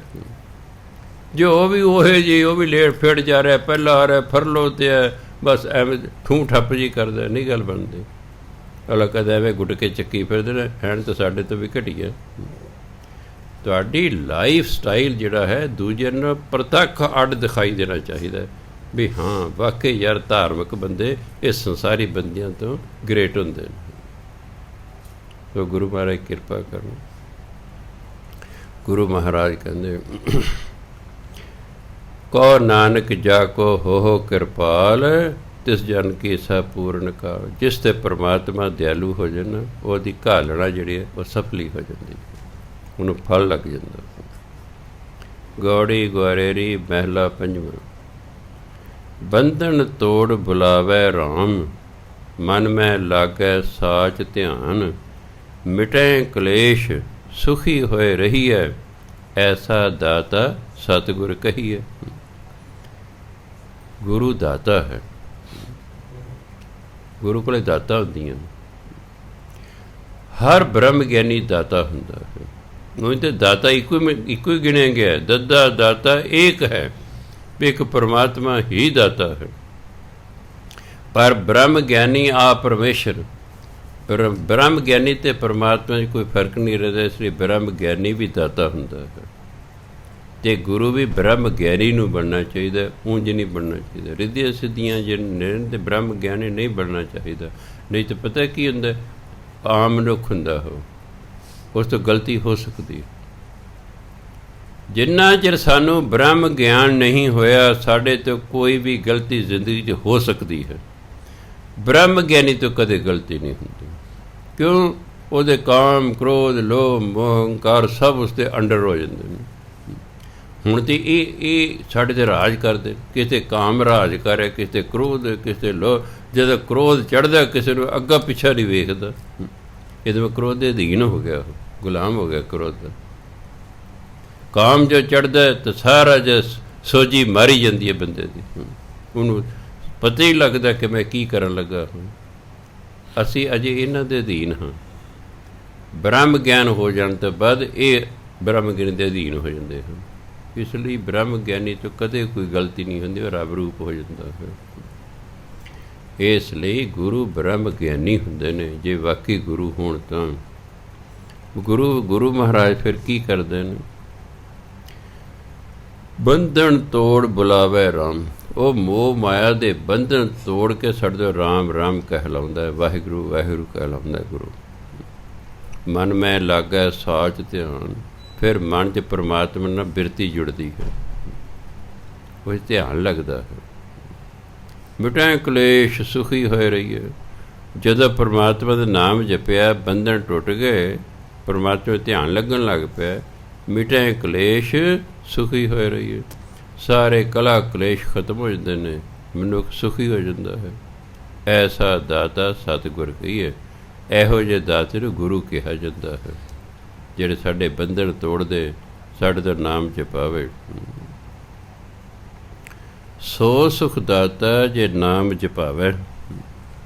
ਜੇ ਮੈਨੇ ਜਿਹੜਾ ਉਹ ਸੁੱਖਾਂ ਦਾ ਦਾਤਾ ਹੈ, ਜਿਹੜਾ ਸਾਡੇ ਤੇ ਨਾਮ ਜਪਵਾਉਂਦਾ ਹੈ।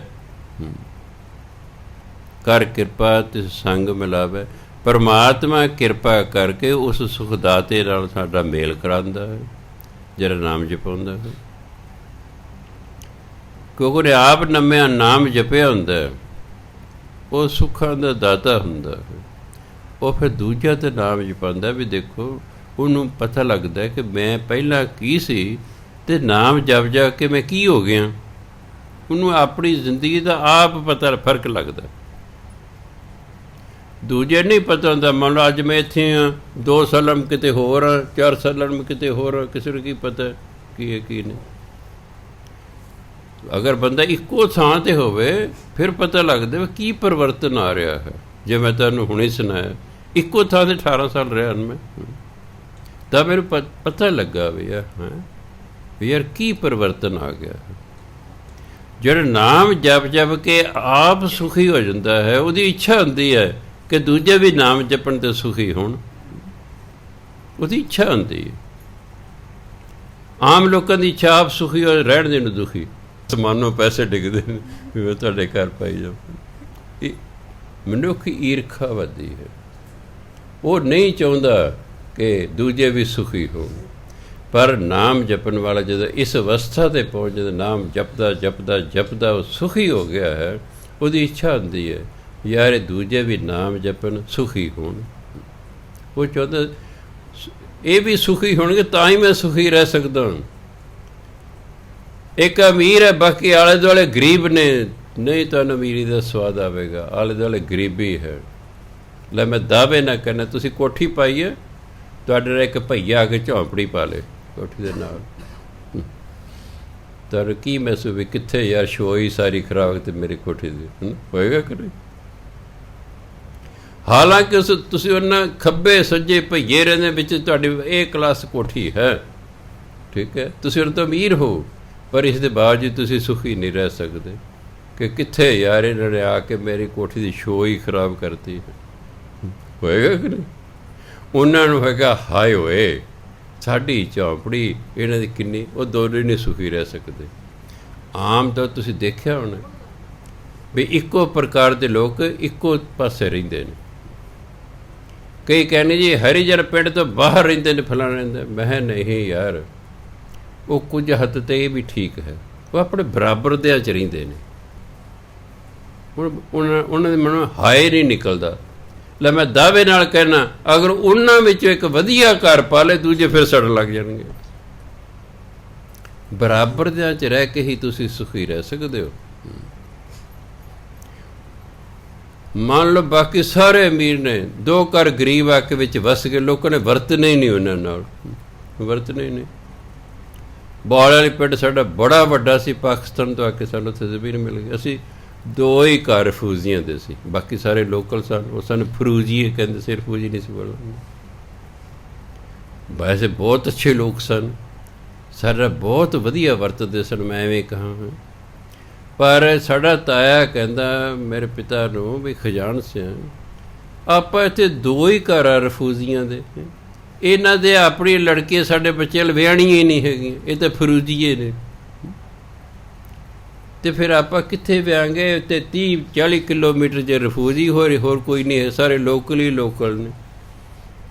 ਉਹ ਕਹਿੰਦਾ ਮੈਂ ਤਾਂ ਸਭ ਜ਼ਮੀਨ ਵੇਚ ਕੇ ਜਾਣਾ। ਉਹ ਟਰੱਕ ਸਾਂਝਾ ਪਿਤਾ ਕੇ ਚੱਲ ਫਿਰ ਵੇਚ। ਫਿਰ ਅਸੀਂ ਕਰਨਾਲ ਜ਼ਿਲ੍ਹੇ 'ਚ ਆ ਗਏ, ਸਿਰਫ ਇਸ ਲਈ ਵੀ ਆਪਾਂ ਨੂੰ ਨਾ ਠੀਕ ਹੈ, ਵਿਹਾਰ ਸਾਰਾ ਠੀਕ ਹੈ, ਸਭ ਕੁਝ ਚੰਗਾ ਵਧੀਆ ਹੈ। ਮੈਂ ਹੁਣ ਵੀ ਕਹਿਣਾ ਬੜਾ ਚੰਗਾ ਵਿਹਾਰ ਲੋਕਾਂ ਦਾ, ਐਸੀ ਗੱਲ ਨਹੀਂ ਹੈ। ਪਰ ਇਹ ਫਰੂਜੀਏ ਨੇ, ਸਾਨੂੰ ਨਾ ਦੂਜੇ ਲੋਕ ਸਮਝਦੇ ਸੀ ਹਨ, ਅਤੇ ਕਹਿੰਦੇ ਵੀ ਇਹਨਾਂ ਨੇ ਤਾਂ ਸਾਡੇ ਆਪਣੀ ਕੁੜੀ ਦਾ ਸਾਡੇ ਨਾਲ ਵਿਆਹ ਹੀ ਨਹੀਂ ਕਰਨਾ, ਅਤੇ ਇਸ ਲਈ ਫਿਰ ਬੜਾ ਔਖਾ ਹੋ ਜਾਏਗਾ। ਇੱਥੋਂ ਵੇਲੇ ਸਿਰ ਛੱਡ ਕੇ ਫਿਰ ਅਸੀਂ ਰਫੂਜੀਆਂ ਦੇ ਇਲਾਕੇ 'ਚ, ਕਰਨਾਲ 'ਚ ਬੜੇ ਰਫੂਜੀ, ਉੱਥੇ ਫਿਰ ਆ ਕੇ ਜ਼ਮੀਨ ਲੈ ਲਈ।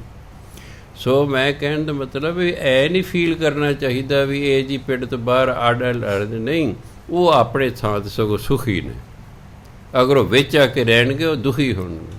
ਆ ਸਾਡੀ ਇੱਕ ਲਾਈਨ 'ਚ ਵਿਚਾਰੇ ਇੱਕ ਆ ਗਏ ਬਾਹਰਲੇ, ਲੈ ਉਹ ਕੋਈ ਵਰਤਦਾ ਹੀ ਨਹੀਂ ਉਹਨਾਂ ਨਾਲ, ਕੋਈ ਵਰਤਦਾ ਹੀ ਨਹੀਂ ਉਹਨਾਂ ਨਾਲ, ਨਾ ਉਹ ਵਿਚਾਰਾ ਕਿਸੇ ਨਾਲ ਵਰਤਾ ਹੈ। ਤਾਂ ਮੈਂ ਦੇਖਿਆ ਫਰਕ ਪੈਂਦਾ ਇਸ ਤਰ੍ਹਾਂ।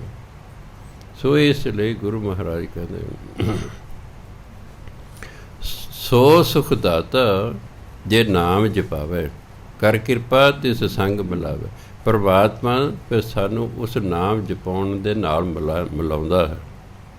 ਜਿਸ ਹੋਏ ਦਿਆਲ ਤਿਸ ਆਪ ਮਿਲਾਵੇ। ਜਿਸ 'ਤੇ ਪਰਮਾਤਮਾ ਕਿਰਪਾਲੂ ਹੋ ਜਾਂਦਾ ਨਾ, ਉਹਨੂੰ ਫਿਰ ਨਾਮ ਜਪਣ ਵਾਲੇ ਦੇ ਨਾਲ ਮਿਲਾਉਂਦਾ ਹੈ, ਉਹ ਸੰਗਤ ਦਿੰਦਾ ਉਸਨੂੰ। ਸਰਬ ਨਿਧਾਨ ਗੁਰੂ 'ਤੇ ਪਾਵੇ। ਅਤੇ ਨਾਮ ਕੌਣ ਜਪਾਉਂਦਾ? ਗੁਰੂ ਹੈ, ਉਹਦੀ ਡਿਊਟੀ ਇਹੀ ਹੈ। ਗੁਰੂ ਦੀ ਡਿਊਟੀ ਹੀ ਇਹੀ ਹੈ, ਨਾਮ ਜਪਾਉਣਾ। ਇਸ ਲਈ ਉਹਨੇ ਸਿੱਖਾਂ ਨੂੰ ਵੀ ਕਿਹਾ ਵੀ ਸਿੱਖ ਉਹੀ ਹੈ ਜਿਹੜਾ ਆਪ ਨਾਮ ਜਪਦਾ ਅਤੇ ਦੂਜੇ ਨੂੰ ਜਪਵਾਉਂਦਾ ਹੈ। ਸਰਬ ਨਿਧਾਨ ਗੁਰੂ 'ਤੇ ਪਾਵੇ, ਫਿਰ ਉਹ ਮਨੁੱਖ ਸਾਰੇ ਖਜ਼ਾਨੇ, ਸਾਰੇ ਸੁੱਖਾਂ ਦੇ ਖਜ਼ਾਨੇ ਗੁਰੂ ਤੋਂ ਪ੍ਰਾਪਤ ਕਰ ਲੈਂਦਾ ਹੈ। ਆਪ ਤਿਆਗ ਮਿਟੈ ਆਵੜ ਜਾਣਾ, ਉਹਦੇ ਅੰਦਰ ਹਉਮੈ ਖਤਮ ਹੋ ਜਾਂਦੀ, ਉਹਦਾ ਜੰਮਣ ਮਰਨ ਦਾ ਚੱਕਰ ਖਤਮ ਹੋ ਜਾਂਦਾ। ਸਾਧ ਕੈ ਸੰਗ ਪਾਰ ਬ੍ਰਹਮ ਪਛਾਣਾ। ਗੁਰੂ ਦੀ ਸੰਗਤ ਕਰਕੇ ਮਨੁੱਖ ਪਰਮਾਤਮਾ ਨੂੰ ਜਾਣ ਲੈਂਦਾ ਹੈ, ਪਰਮਾਤਮਾ ਦੀ ਪਹਿਚਾਣ ਆ ਜਾਂਦੀ ਉਸ ਨੂੰ। ਜਨ ਉਪਰ ਪ੍ਰਭ ਭੈ ਦਇਆਲ, ਜਨ ਕੀ ਟੇਕ ਏਕ ਗੋਪਾਲ। ਜਿਹੜਾ ਪਰਮਾਤਮਾ ਦਾ ਭਗਤ ਹੁੰਦਾ, ਉਸ ਇੱਕ ਪਰਮਾਤਮਾ 'ਤੇ ਉਹਦਾ ਓਟ ਆਸਰਾ ਹੁੰਦਾ। ਉਹ ਹੋਰ ਕਿਸੇ ਦਾ ਓਟ ਆਸਰਾ ਨਹੀਂ ਤੱਕਦਾ, ਉਹ ਕੋਈ ਸਿਫਾਰਿਸ਼ਾਂ ਨਹੀਂ ਲੱਭਦਾ ਫਿਰਦਾ, ਉਹਨੂੰ ਪਰਮਾਤਮਾ 'ਤੇ ਵਿਸ਼ਵਾਸ ਹੁੰਦਾ। ਉਹਦਾ ਹੀ ਨਾਮ ਜਪਦਾ ਕਿ ਮੈਂ ਜਿਹਦਾ ਨਾਮ ਜਪਦਾ ਆਪੇ ਮੇਰੇ ਕੰਮ ਕਰੇਗਾ। ਅਤੇ ਗੁਰਬਾਣੀ ਤਾਂ ਵਾਰ ਕਹਿੰਦੇ ਜੋ ਜਨ ਤੁਮਰੀ ਭਗਤ ਕਰਨ ਤੇ ਤਿਲਕੇ ਕਾਜ ਸਵਰਤ। ਉਹ ਸਿਰਫ ਅਤੇ ਸਿਰਫ ਪਰਮਾਤਮਾ ਦਾ ਓਟ ਆਸਰਾ ਰੱਖਦਾ ਹੈ। ਜਨ ਕੀ ਟੇਕ ਏਕ ਗੋਪਾਲ। ਜਿਹੜਾ ਜਨ ਹੁੰਦਾ ਪਰਮਾਤਮਾ ਭਗਤ, ਇੱਕ ਪਰਮਾਤਮਾ 'ਤੇ ਹੀ ਉਹਦੀ ਟੇਕ ਹੁੰਦੀ ਵੀ ਉਹੀ ਮੇਰੇ ਕੰਮ ਕਰੇਗਾ। ਜਨ ਉੱਪਰ ਪ੍ਰਭ ਭੈ ਦਿਆਲ। ਇਸ ਕਰਕੇ ਜਿਹੜਾ ਪਰਮਾਤਮਾ ਦਾ ਭਗਤ ਹੁੰਦਾ, ਪਰਮਾਤਮਾ ਉਸ 'ਤੇ ਦਿਆਲੂ ਹੋ ਜਾਂਦਾ ਵੀ ਇਹਨੂੰ ਸਿਰਫ ਅਤੇ ਸਿਰਫ ਮੇਰਾ ਹੀ ਆਸਰਾ ਹੈ, ਇਸ ਨੂੰ ਸਿਰਫ ਅਤੇ ਸਿਰਫ ਮੇਰਾ ਹੀ ਆਸਰਾ ਹੈ। ਏਕਾ ਲਿਵ ਏਕੋ ਮਨ ਭਾਓ। ਇੱਕ ਹੁੰਦਾ ਭਾਓ, ਇੱਕ ਹੁੰਦਾ ਭਾਓ। ਭਾਓ ਕੰਨੇ ਤੋਂ ਬਿਨਾਂ ਡਰ, ਕੰਨੇ ਨਾਲ ਭਾਓ ਪਿਆਰ। ਏਕਾ ਲਿਵ ਏਕੈ ਮਨ ਭਾਓ। ਇੱਕ ਪਰਮਾਤਮਾ ਨਾਲ ਉਹ ਲਿਵ ਜੋੜਦਾ ਹੈ, ਇੱਕ ਪਰਮਾਤਮਾ ਨੂੰ ਹੀ ਮਨ 'ਚੋਂ ਪਿਆਰ ਕਰਦਾ ਹੈ। ਸਰਬ ਨਿਧਾਨ ਜਨ ਕੈ ਹਰ ਨਾਮ। ਪਰਮਾਤਮਾ ਦਾ ਨਾਮ ਹੀ ਜਿਹੜਾ ਪਰਮਾਤਮਾ ਦੇ ਭਗਤ ਦਾ ਸਾਰੇ ਖਜ਼ਾਨੇ। ਉਹ ਕਹਿੰਦੇ ਨਾਮ 'ਚ ਹੀ ਸਾਰੇ ਖਜ਼ਾਨੇ ਨੇ ਬਸ। ਔਰ ਹੈ ਵੀ ਠੀਕ, ਹੈ ਸਭ ਕੁਝ ਨਾਮ ਦੇ ਵਿੱਚ ਹੀ। ਜਿਹੜੀ ਮਾਇਆ ਹੈ, ਠੀਕ ਹੈ, ਮਾਇਆ ਕਮਾ ਕੇ ਤੁਹਾਨੂੰ ਨਾਮ ਨਹੀਂ ਮਿਲ ਸਕਦਾ, ਪਰ ਨਾਮ ਦੀ ਕਮਾਈ ਕਰਕੇ ਮਾਇਆ ਤੁਹਾਨੂੰ ਆਪੇ ਮਿਲੇਗੀ, ਮਾਇਆ ਤੁਹਾਨੂੰ ਆਪੇ ਮਿਲੇਗੀ। ਮਾਇਆ ਕਮਾ ਲਓ, ਕਰੋੜਾਪਤੀ ਹੋ, ਤੁਹਾਨੂੰ ਨਾਮ ਦੀ ਪ੍ਰਾਪਤੀ ਨਹੀਂ ਹੋਏਗੀ, ਪਰ ਤੁਸੀਂ ਨਾਮ ਜਪੋ, ਤੁਸੀਂ ਅਮੀਰ ਵੀ ਹੋ ਜਾਓਗੇ, ਤੁਸੀਂ ਅਮੀਰ ਵੀ ਹੋ ਜਾਓਗੇ। ਇਹ ਦੂਰਾ ਫਾਇਦਾ, ਨਾਲੇ ਨਾਮ ਨਾਲੇ ਅਮੀਰੀ। ਕਿਉਂਕਿ ਸਰਬ ਨਿਦਾਨ ਜਨ ਕੈ ਹਰਿ ਨਾਮ, ਹਰੀ ਦਾ ਨਾਮ ਹੀ ਜਨ ਲਈ ਸਾਰੇ ਖਜ਼ਾਨੇ ਹੈ। ਪਾਰ ਬ੍ਰਹਮ ਸਿਉ ਲਾਗੀ ਪ੍ਰੀਤ, ਨਿਰਮਲ ਕਰਨੀ ਸਾਚੀ ਰੀਤ। ਜਦੋਂ ਪਰਮਾਤਮਾ ਨਾਲ ਪਿਆਰ ਪੈਂਦਾ ਨਾ, ਮਨੁੱਖ ਦੀ ਜਿਹੜੀ ਕਰਨੀ ਹੈ, ਕਰਮ ਨੇ, ਉਹ ਪਵਿੱਤਰ ਹੋ ਜਾਂਦੇ ਨੇ। ਰੀਤ, ਉਹਦੀ ਜੀਵਨ ਰੀਤੀ, ਉਹ ਵੀ ਸੱਚੀ ਸੁੱਚੀ ਹੋ ਜਾਂਦੀ ਹੈ। ਰੱਬ ਨਾਲ ਪਿਆਰ ਪੈਦਾ ਹੋ ਗਿਆ। ਜਿਹੜਾ ਪਿਆਰਾ ਹੁੰਦਾ ਉਹਦੀ ਕੋਸ਼ਿਸ਼ ਹੁੰਦੀ ਹੈ ਕਿ ਮੈਂ ਕੋਈ ਐਸਾ ਬੋਲ ਨਾ ਬੋਲਾਂ, ਮੈਂ ਕੋਈ ਐਸਾ ਕੰਮ ਨਾ ਕਰਾਂ ਕਿ ਮੇਰਾ ਪਿਆਰਾ ਮੇਰੇ ਨਾਲ ਨਾਰਾਜ਼ ਹੋ ਜਾਏ। ਇਹ ਪਿਆਰ ਦੀ ਨਿਸ਼ਾਨੀ ਹੈ। ਪਿਆਰ 'ਚ ਕੁਛ ਲੈਣਾ ਨਹੀਂ ਹੁੰਦਾ, ਪਿਆਰ 'ਚ ਦੇਣਾ ਹੀ ਹੁੰਦਾ ਹੈ। ਜਿੱਥੇ ਲੈਣ ਦੀ ਭਾਵਨਾ ਉੱਥੇ ਤਾਂ ਸਵਾਰਥ ਹੈ। ਜਿੱਥੇ ਲੈਣ ਦੀ ਭਾਵਨਾ ਕੋਈ ਚੀਜ਼ ਹੈ ਵੀ ਇਹ ਤੋਂ ਮੈਨੂੰ ਆ ਕੋਈ ਮਿਲੇ, ਉੱਥੇ ਤਾਂ ਸਵਾਰਥ ਹੈ, ਭਾਵਨਾ ਕੋਈ ਨਹੀਂ। ਪਿਆਰ ਨਿਰਸਵਾਰਥ ਹੁੰਦਾ ਹੈ, ਮੋਹ ਇਹ ਸਵਾਰਥੀ ਹੁੰਦਾ। ਮੋਹ 'ਚ ਸਵਾਰਥ ਹੁੰਦਾ। ਮਾਂ ਪਿਓ ਬੱਚੇ ਨੂੰ ਮੋਹ ਕਰਦੇ ਵਿੱਚ ਸਵਾਰਥ ਹੈ ਵੀ ਬੁਢਾਪੇ 'ਚ ਸਾਨੂੰ ਸਾਂਭੇਗਾ। ਬੱਚਾ ਮਾਂ ਪਿਓ ਨੂੰ ਮੋਹ ਕਰਦਾ ਹੈ, ਉਹ ਸਵਾਰਥ ਹੈ ਕਿ ਮੈਨੂੰ ਪਾਲਣਗੇ। ਇੱਕ ਦੂਜੇ ਸਵਾਰਥ ਹੈ। ਸਾਡਾ ਜੀਵਨ ਸਵਾਰਥ 'ਤੇ ਖੜ੍ਹਾ ਹੈ, ਭਗਤਾਂ ਦਾ ਜੀਵਨ ਪਿਆਰ 'ਤੇ ਖੜ੍ਹਾ ਹੈ। ਬਸ ਉਹ ਪਰਮਾਤਮਾ ਨੂੰ ਪਿਆਰ ਕਰਦੇ ਨੇ, ਉਹਦੇ ਬਦਲੇ ਕੁਝ ਉਹਨੂੰ ਨਹੀਂ ਚਾਹੀਦਾ। ਉਹਨੂੰ ਪਤਾ ਹੈ ਵੈਸੇ ਹੀ ਮਿਲ ਜਾਣਾ, ਉਹਨੂੰ ਪਤਾ ਸਾਨੂੰ ਵੈਸੇ ਹੀ ਮਿਲ ਜਾਏ, ਬਿਨਾਂ ਮੰਗੇ ਹੀ ਮਿਲ ਜਾਣਾ, ਜ਼ਰੂਰੀ ਮੰਗਣ ਦੀ ਲੋੜ ਹੈ। ਜਿਹੜੇ ਬੱਚਿਆਂ ਨੂੰ ਮਾਂ ਪਿਓ ਪਿਆਰ ਕਰਦਾ, ਜਿਹੜੇ ਬੱਚੇ ਮਾਂ ਪਿਓ ਨੂੰ ਪਿਆਰ ਕਰਦੇ, ਮੈਂ ਦੇਖਿਆ ਉਹ ਬਿਨਾਂ ਮੰਗੇ ਮਾਂ ਪਿਓ ਦੇਈ ਜਾਂਦੇ ਉਹਨੂੰ। ਬਾਜ਼ਾਰ ਗਏ, ਬੱਚੇ ਲਈ ਕੋਈ ਚੰਗੀ ਚੀਜ਼ ਲੱਗੀ ਹੈ, ਖਰੀਦ ਕੇ ਲੈ ਆਉਣਗੇ।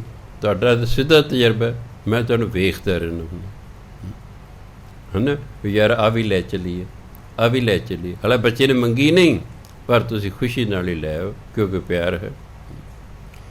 ਭਗਤ ਪਰਮਾਤਮਾ ਮੰਗਦਾ ਨਹੀਂ, ਪਰਮਾਤਮਾ ਦਾ ਭਗਤ ਨਾਲ ਪਿਆਰ ਹੈ, ਭਗਤ ਦਾ ਪਰਮਾਤਮਾ ਨਾਲ ਪਿਆਰ ਹੈ। ਪਰਮਾਤਮਾ ਚੱਕ ਯਾਰ ਕੀ ਯਾਦ ਕਰੇਗਾ, ਆ ਵੀ ਲੈ, ਆ ਵੀ ਲੈ, ਆ ਵੀ ਲੈ, ਬਿਨਾਂ ਮੰਗੇ ਹੀ ਪਰਮਾਤਮਾ ਦੇ ਜਾਂਦਾ ਹੈ।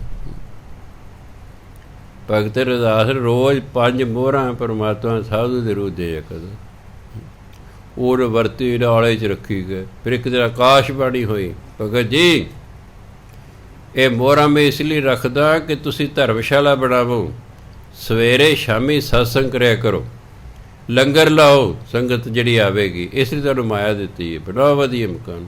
ਫਿਰ ਉਹਨਾਂ ਨੇ ਧਰਮਸ਼ਾਲਾ ਬਣਾਈ, ਲੰਗਰ ਲਾਇਆ, ਅਤੇ ਸੰਗਤ ਆਉਣੀ ਸ਼ੁਰੂ ਹੋ ਗਈ। ਬਿਨਾਂ ਮੰਗੇ ਦਿੰਦਾ ਪਰਮਾਤਮਾ। ਤਾਂ ਕਿਤੇ ਮੰਗੇ ਮਿਲੇ ਨਾ ਭੀਖ, ਬਿਨ ਮੰਗੇ ਮੋਤੀ ਮਿਲੇ, ਮੰਗੇ ਮਿਲੇ ਨਾ ਭੀਖ। ਮੰਗਿਆ ਕਹਿ ਭੀਖਿਆ ਵਾਲਾ ਚੱਲ ਚੱਲ ਕਿਤੇ ਰੌਲਾ ਪਾ ਸਵੇਰੇ ਸਵੇਰੇ ਕਿ ਜਾਓ ਆਪਣੇ ਘਰ, ਆਪਾਂ ਕਿਵੇਂ ਝਿੜਕਦੇ ਨਾ ਮੰਗਦੇ ਨੂੰ। ਸੋ ਇਸ ਲਈ ਗੁਰੂ ਮਹਾਰਾਜ ਕਹਿੰਦੇ ਗੁਰ ਪੂਰੈ ਮੇਟਿਆ ਅੰਧਿਆਰਾ, ਨਾਨਕਾ ਪ੍ਰਭ ਅਪਰਪਾਰ। ਪਰਮਾਤਮਾ ਨਾਨਕ ਜਿਹੜਾ ਪਰਮਾਤਮਾ ਨਾ ਅਪਰਪਾਰ ਹੈ, ਉਹ ਤਾਂ ਬੇਅੰਤ ਹੈ, ਉਹ ਤਾਂ ਉੱਚੇ ਤੋਂ ਉੱਚਾ ਹੈ। ਉਹਨੇ ਕਿਰਪਾ ਕੀਤੀ, ਗੁਰੂ ਨੇ ਕੀ ਕੀਤਾ, ਅੰਦਰ ਸਾਰਾ ਅਗਿਆਨਤਾ ਦਾ ਹਨੇਰਾ ਖਤਮ ਕਰਤਾ। ਗੁਰ ਪੂਰੇ ਮੇਟਿਆ ਅੰਧਿਆਰਾ। ਪੂਰੇ ਗੁਰੂ ਨੇ ਆਪਣੇ ਸਿੱਖ ਦੇ ਅੰਦਰ ਅਗਿਆਨਤਾ ਦਾ ਹਨੇਰਾ ਹੀ ਮਿਟਾਤਾ, ਉਹਨੂੰ ਗਿਆਨਵਾਨ ਬਣਾਤਾ ਹੈ। ਫਿਰ ਉਸ ਬੰਦੇ ਨੂੰ ਪਤਾ ਲੱਗਾ ਪਰਮਾਤਮਾ ਤਾਂ ਬੇਅੰਤ ਹੈ, ਇਹ ਤਾਂ ਉੱਚੇ ਤੋਂ ਉੱਚਾ ਹੈ। ਸੋ ਸਤਿਕਾਰਯੋਗ ਸਾਧ ਸੰਗਤ, ਕਿਉਂਕਿ ਸਮਾਂ ਹੋ ਰਿਹਾ ਹੈ, ਇੱਕ ਬੇਨਤੀ ਵੀ ਕਰਨੀ ਹੈ। ਸ਼ੁੱਕਰਵਾਰ ਤੋਂ 7 ਜਿਹੜੇ ਅਖੰਡ ਪਾਠ ਸ਼ੁਰੂ ਹੋ ਰਹੇ ਨੇ। ਆਪਾਂ ਸੰਤ ਈਸ਼ਰ ਸਿੰਘ ਜੀ ਮਹਾਰਾਜ ਰਾੜਾ ਸਾਹਿਬ ਦੀ ਬਰਸੀ ਮਨਾ ਰਹੇ ਹਾਂ। ਬਾਬਾ ਆਨੰਦ ਸਿੰਘ ਜੀ ਕਲੇਰਾ ਵਾਲੇ, ਉਹਨਾਂ ਦੀ ਬਰਸੀ ਮਨਾ ਰਹੇ। ਇਹਨਾਂ ਦੋਨਾਂ ਮਹਾਂਪੁਰਖਾਂ ਦੇ ਆਪਣੇ ਬਰਸੀ ਦੇ ਸੰਬੰਧ 'ਚ ਇਹ ਅਖੰਡ ਪਾਠ ਸ਼ੁਰੂ ਕਰ ਰਹੇ ਨੇ। ਸੋ ਆਪਣੀ ਆਪਣੀ ਡਿਊਟੀਆਂ ਯਾਦ ਰੱਖਣੀਆਂ ਅਤੇ ਬਾਕੀ ਸੰਗੀਆਂ ਸਾਥੀਆਂ ਨੂੰ ਵੀ ਦੱਸ ਦੇਣਾ। ਵਾਹਿਗੁਰੂ ਜੀ ਕਾ ਖਾਲਸਾ, ਵਾਹਿਗੁਰੂ ਜੀ ਕੀ